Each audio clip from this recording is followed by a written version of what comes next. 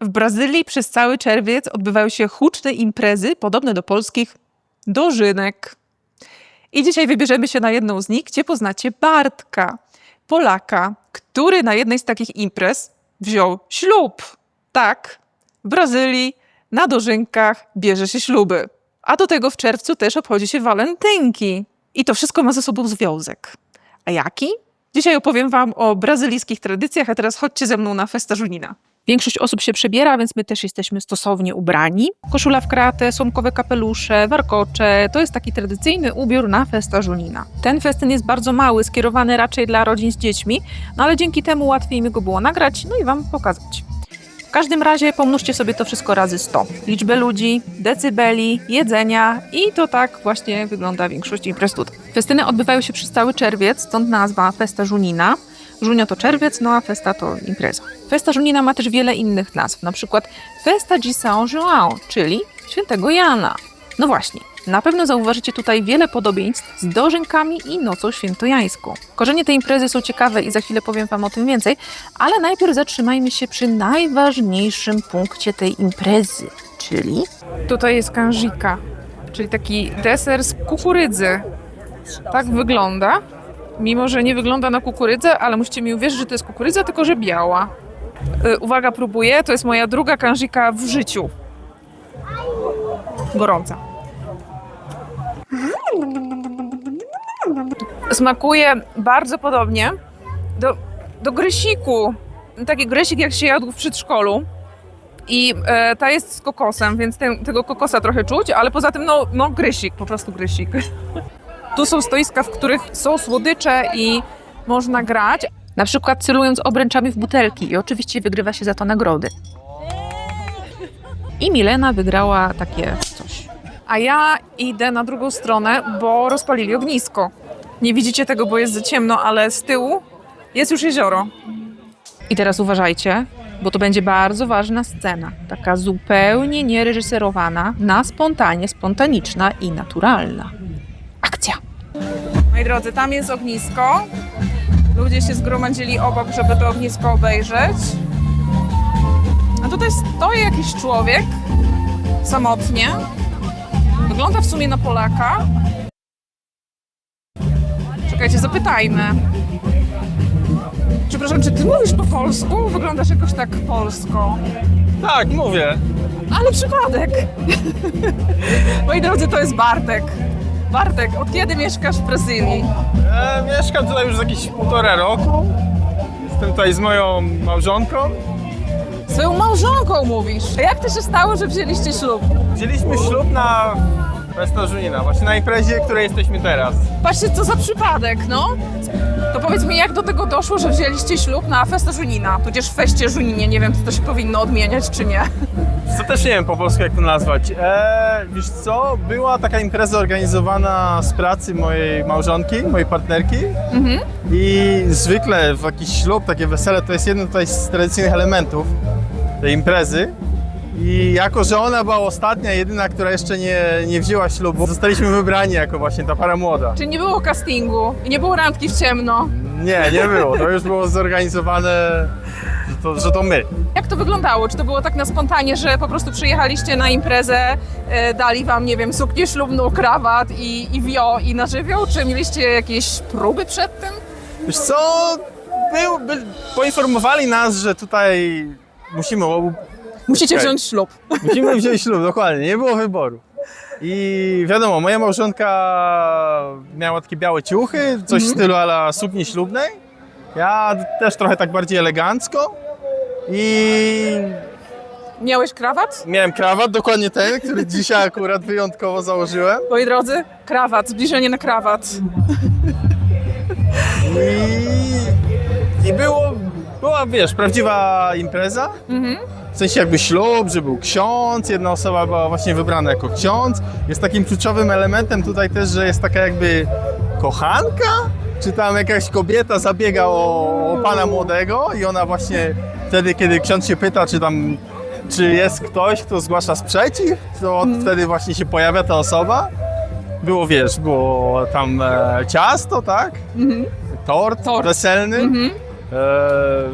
Była Ale tu były pozostałe elementy takie typowe dla tej imprezy, czyli na przykład quadrilla, to jest taki taniec, nie wiem. Być może on jeszcze dzisiaj będzie, to go zobaczycie. Jeszcze nie wiemy, bo nie było napisane nic w programie, ale mamy nadzieję, że się jeszcze ta quadrilla pojawi.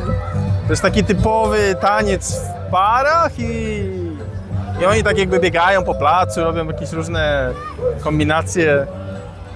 I dodajmy też, że twoja już żona, no bo Zgadza się. jednak wesele, jest Brazylijką. Dokładnie. Jest Brazylijką, urodziła się tutaj na południu Brazylii, z tej części, gdzie tam właśnie jest dosyć sporo Polaków, aczkolwiek się tutaj przeprowadziła i tutaj mieszka w stolicy.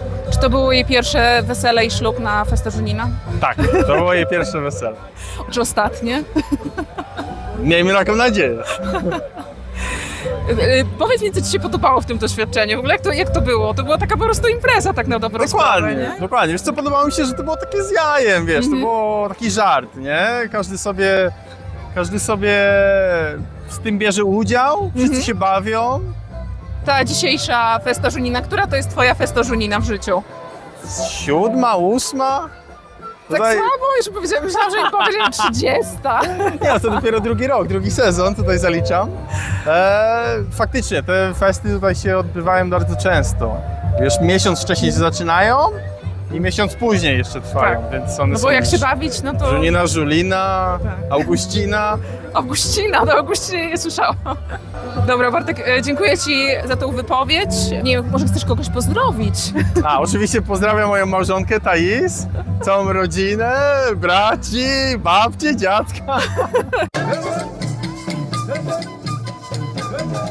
Festa Junina ma swoje źródła jeszcze w pogańskich obchodach przesilenia letniego, które Kościół zaadoptował, no i tak narodziła się Noc Świętojańska. A do Brazylii to święto przywieźli oczywiście Portugalczycy, ale jak wszystko w Brazylii, zaczęło ono żyć swoim życiem i zmieniać się pod wpływem tradycji ludności rdzennej, kultury afrobrazylijskiej, no i czasu. I tak dzisiaj na przykład nieodłącznym elementem są dania z kukurydzy, której zbiory odbywały się właśnie mniej więcej w tym samym czasie. Muzyka z kolei jest typowo brazylijską mieszanką wpływów różnych kultur, zwłaszcza tych afrykańskich. A inscenizacje ślubu, o którym opowiadał Bartek, są z okazji Dnia Świętego Antoniego, obchodzonego 13 czerwca. I do tego pana jeszcze dziś wrócimy, no bo to częściowo jego sprawka, że Dzień Zakochanych jest w czerwcu. Moi drodzy, kupiłam curau, a właściwie Bruno kupił mi curau.